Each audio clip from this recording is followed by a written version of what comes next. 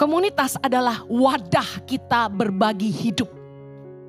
Di dalam komunitas, kita saling melayani sesuai dengan karunia yang Tuhan percayakan kepada kita.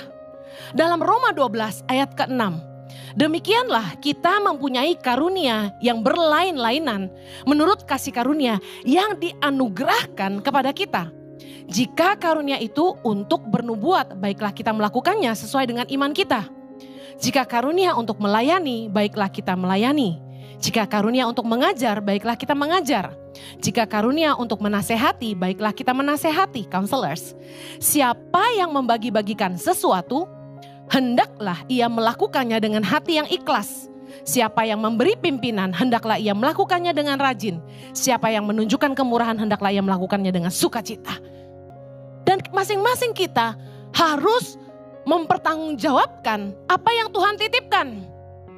Bagaimana kita bisa melakukan apa yang Tuhan percayakan di hidup kita kalau kita gak punya komunitas? Dalam Galatia 6, judul perikopnya, saling membantulah kamu. Komunitas adalah tempat di mana kita bisa saling bantu.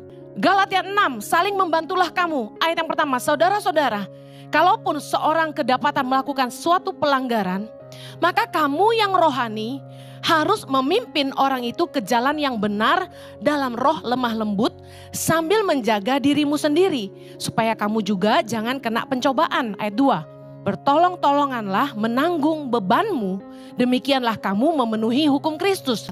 Di dalam komunitaslah kita bisa saling menasehati, bukan saling menghakimi. Kalau kita memang berasa kita lebih benar, kita lebih rohani, tugas kita membimbing yang kurang rohani. Membawa orang kembali ke jalan yang benar, bukan menjatuhkan atau merusak nama baik mereka. Tugas kita di dalam komunitas adalah kalau ada yang susah kita bantu.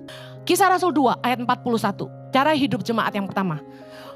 Orang-orang yang menerima perkataannya itu memberi diri dibaptis dan pada hari itu jumlah mereka bertambah kira-kira 3.000 jiwa. Mereka bertekun dalam pengajaran rasul-rasul dan dalam persekutuan Dan mereka selalu berkumpul untuk apa? Memecahkan roti dan berdoa.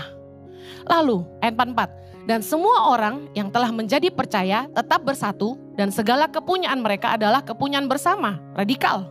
Dan selalu ada dari mereka yang menjual harta miliknya untuk apa? Lalu membagi-bagikannya kepada semua orang sesuai dengan keperluan masing-masing.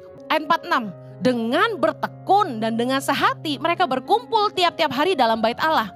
Mereka memecahkan roti di rumah masing-masing secara bergilir dan makan bersama-sama dengan gembira, dengan tulus hati sambil memuji Allah, dan mereka disukai semua orang dan tiap-tiap hari Tuhan menambah jumlah mereka dengan orang yang diselamatkan. Komunitas memungkinkan kita untuk melihat bagaimana Tuhan bekerja dalam kemurahan hati. Karena Yesus berkata, lebih bahagia memberi daripada menerima. Di dalam komunitas kalau orang tua pengen umur panjang, ingat hati yang gembira adalah obat yang manjur. Anda mau sehat di masa tua, berkomunitaslah. Berkomunitaslah dengan teman-teman yang sehat, teman-teman yang membangun, teman-teman yang murah hati. Tapi Anda juga harus mau berbagi. Jangan aji mumpung, amin. Karena selalu ada orang-orang yang masuk ke komunitas hanya untuk mencari keuntungan sendiri.